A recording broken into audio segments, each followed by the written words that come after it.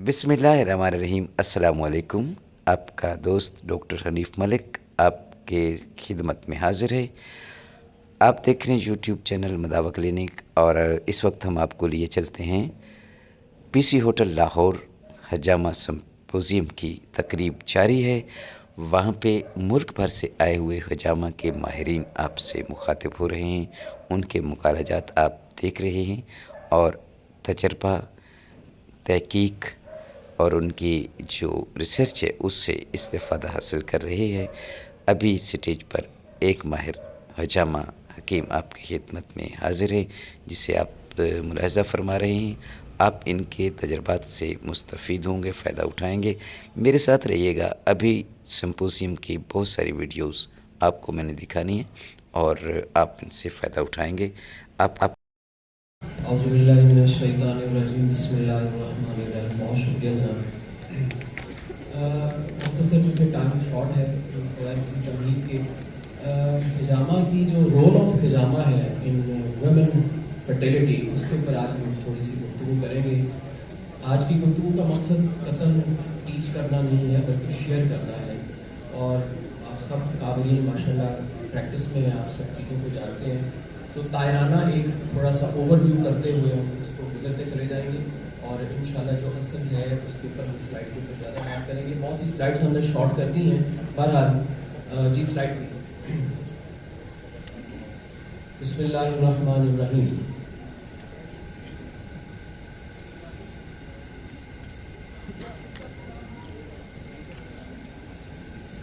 उससे पहले हामिद अशरफ साहब ने माशाल्लाह बड़ी शेर हासिल गुफ्तगू की और बड़ी देर बाद इतनी जामे जो है गुफ्तगू सुनने को मिली है हिजामा की बेसिक्स के ऊपर।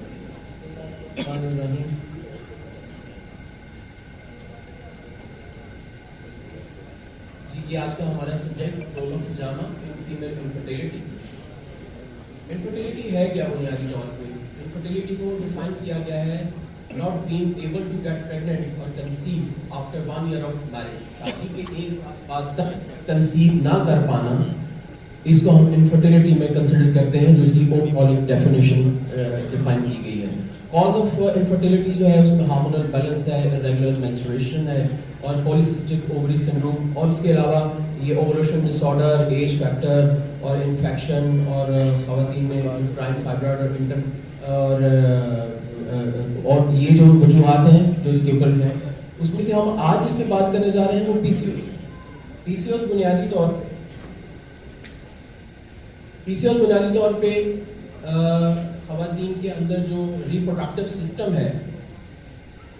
सिस्टम है उसके बारे में हम आज बात करेंगे कि इसमें मल्टीपल सिस्ट जो है वो ओवरीज के अंदर बन जाती हैं due to over production of hormones जो है बुनियादी तौर पे महीने में एक मरतबा हमारा जो पिट्यूटरी ग्लैंड है वो 2 तरह के हार्मोन रिलीज करता है।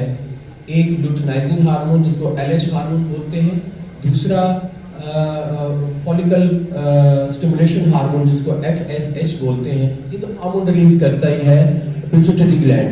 जब वो हार्मोन ब्लड से होते हुए, अब ये जरा गौर रखिएगा कि जहाँ पे हम ब्लड की बात करेंगे क्योंकि इसको हम कंक्लूड करेंगे हिजामा के साथ, तो जब ये ब्लड से होते हुए ओवरीज में आते हैं तो वो एग्स जो ओवरीज हैं ख़वातीन की फीमेल रिप्रोडक्टिव सिस्टम के अंदर, उनके अंदर लाइफ टाइम के लिए एग्स स्टोर होते हैं जो वक्तन रिलीज होते हैं अपने मंथली साइकिल के तहत। और वो कैसे स्टोर, वो फॉलिकल्स की शक्ल में, इमेच्योर फॉलिकल्स की शक्ल में ओवरीज के अंदर स्टोर होते हैं। जब वो 2 हार्मोन रिलीज होते हैं और वो ब्लड के रास्ते ओवरीज में पहुंचते हैं तो ओवरी के अंदर मौजूद जो फॉलिकल्स हैं उसमें से कुछ फॉलिकल्स जो है जिनके अंदर एग होता है इमेच्योर, वो क्या होने लग जाता है, वो मैच्योर होने लग जाता है। और उसी में से एक एग जो है वो जो है मैच्योर होने के बाद वो फिलिपिन ट्यूब के रास्ते ट्रेवल करता है और जिससे हम कहते हैं कि जब स्पर्म उससे मिलता है एग के साथ तो कंसीव यानी कि हमल ठहर जाता है। लिहाजा release of hormone is the very much important in PCOS और इनफर्टिलिटी इनडायरेक्टली। वो ऐसे कि ओवरीज जो है वो सिर्फ एग्स ही प्रोड्यूस नहीं करती हैं, वो कुछ सर्टेन हार्मोन भी रिलीज करती हैं जिनका ताल्लुक अल्टीमेटली फर्टाइल होने से है और इस सिस्टम की प्रोडक्शन से है। اوولوشن جیسے کہ آپ دیکھ رہے ہیں مینسٹریشن کا ایک اور وہ اپنے ٹائم پہ کیسے کن کن فیزز سے گزرتا ہوا. میں اس کو مختصر اس لیے کر رہا ہوں تاکہ ہم جلد از جلد اپنے جو سبجیکٹ ہے اس کے اوپر آ رہا ہوں کہ ہجامہ کا رول کیا ہے. لہذا پی سی اوز میں یہ ہوتا ہے کہ وہ ہارمون کی جو ایکسٹرا پروڈکشن ہے, یہ پوائنٹ اہم ہے کہ وہ جو ایکسٹرا پروڈکشن ہے لیوٹینائزنگ ہارمونز کی, وہ اوور گروتھ کر جاتی ہے. اور اوور گروتھ آف ہارمونز جب خون کے ذریعے سے وہاں پہ پہنچتی ہے تو جو فالیکلز ہوتے ہیں جن میں سے کچھ نے میچور ہونا ہوتا ہے اور پریگننسی اکر ہونی ہے, وہ نہیں ہو پاتا, جس کے نتیجے میں کیا ہے کہ وہ سسٹ جو ہے وہ فلوئڈ سیک سسٹ بن جاتی ہے کہاں پہ, اووریز کے اندر, جس طرح سے پورا عمل روح پذیر نہیں ہوتا, جس کے تحت کیا انفرٹیلٹی لیڈ کرتی ہے. تو یہ پولیسسٹک اووریز میں ہم دیکھ رہے ہیں کہ نارمل اووریز اس طرح سے ہے اور پولیسسٹک اووریز جو ہے اس کی کنڈیشن دیکھ رہے ہیں.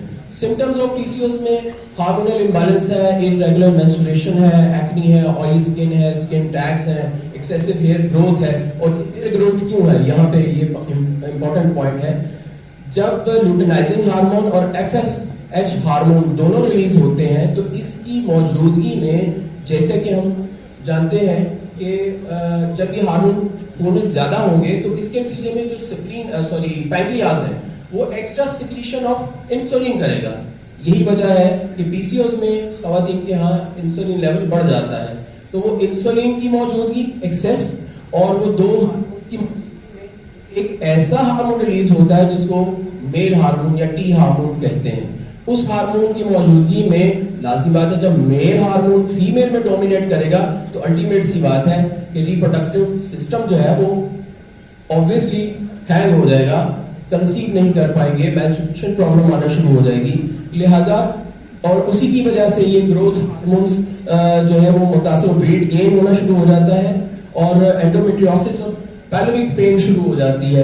اور خواتین میں بہت سے ایسے جیسے ہرسوٹزم, بال آ جانا, اپر لپس آ جانا, چیکس کی سائڈ پہ بال آ جانا, فیمیل جو آرگنز ہیں پراپر طریقے سے ڈیولپ نہ ہونا, اس کے علاوہ اوبیسٹی کا بڑھ جانا, اس کے ساتھ ساتھ اسٹمک ہیٹ بڑھ جاتی ہے, ایسیڈیٹی کا لیول بگڑ جاتا ہے جس کی وجہ سے موڈ سوئنگ آنے لگ جاتے ہیں, اریٹیشن بڑھ جاتی ہے. یہ سارے معاملات جو ہیں وہ ہارمونل امبیلنس کی وجہ سے ہیں جو PCOS کی وجہ سے رونما ہوتے ہیں. اب امپورٹنٹ سلائیڈ, اور بس انشاءاللہ اس کو مختصر کرتے ہوئے کہ what is the role of ہجامہ in infertility. بنیادی طور پہ ہم نے جب بھی جس سلائیڈ پہ بھی بات کی تو ہم نے کہا کہ پیٹیوٹری گلینڈ جو ہے وہ ریلیز کر رہا ہے وہ ہارمونز بلڈ کے راستے, وہ FSH ہو, لیوٹینائزنگ ہارمون ہو یا جتنے بھی ہارمونل سسٹم بلڈ میں چل رہا ہے وہ تھرو بلڈ کے موو کر رہا ہے. تو ہجامہ کا یہاں پہ رول سب سے امپورٹنٹ یہ ہے, ویری سمپل. ہجامہ بنیادی طور پہ this is the cleansing method of blood circulatory system. نظام دوران خون کی صفائی کا نام ہجامہ ہے.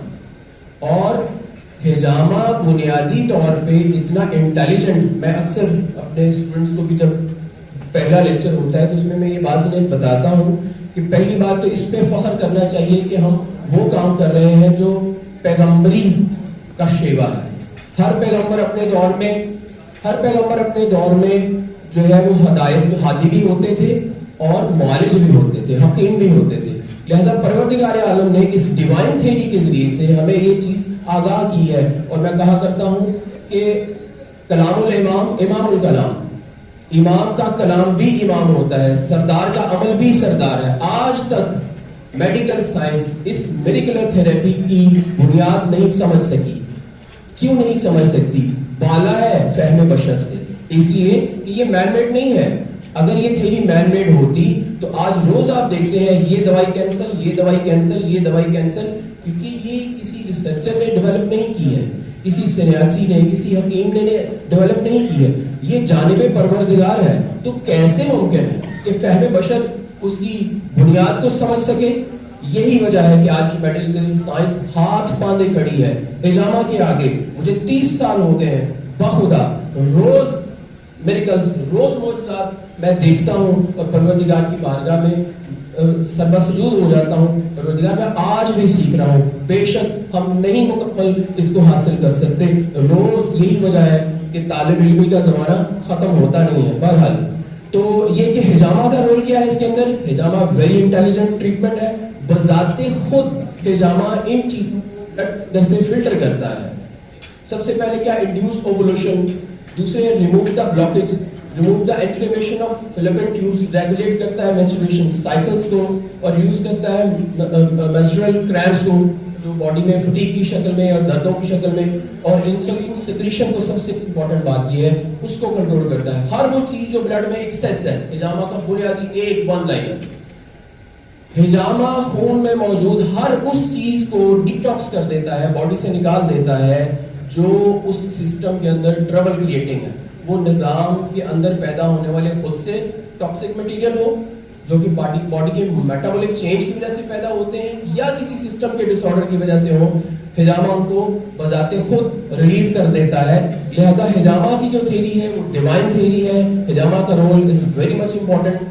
آخری چیز بڑی امپورٹنٹ, یہاں پہ پوائنٹ بتانا مقصد نہیں ہے آپ ماشاءاللہ سب, لیکن صرف نئے آنے والوں کے لیے کہ ہجامہ میں کو ہم اگر 3 سیشن میں یا 4 سیشن میں کنورٹ کریں تو ہم اپنی پریکٹس میں کیسے کرتے ہیں. فرسٹ سیشن میں یہ پوائنٹس, ان کے سب کے نام جیسے حامد اشرف صاحب بھی کہہ رہے تھے وہ بتانا ضروری نہیں ہے, آپ سب سمجھتے ہیں.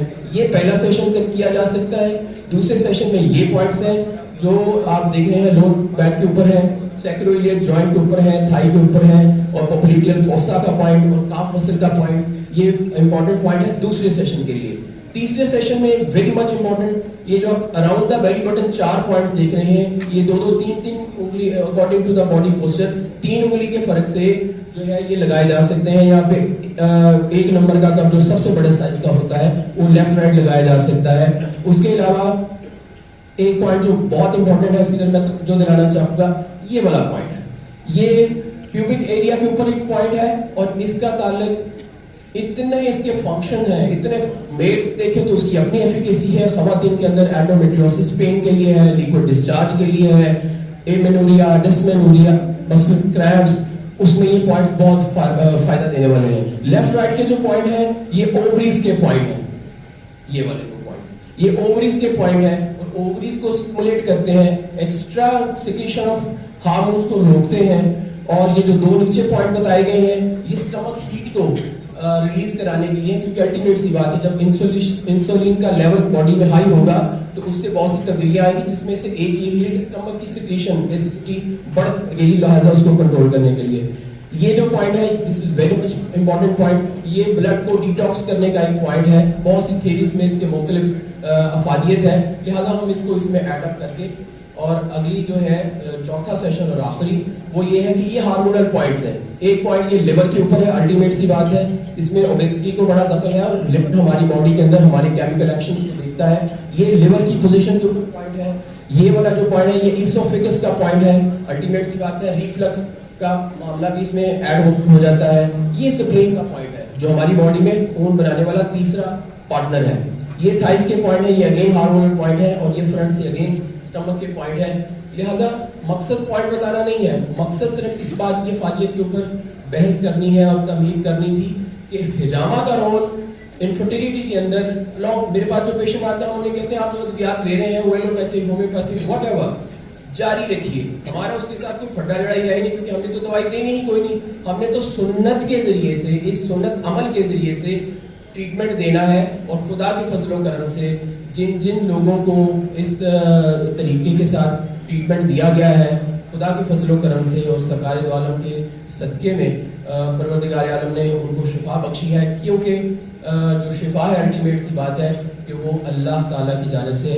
آپ سب لوگوں کا بہت بہت شکریہ.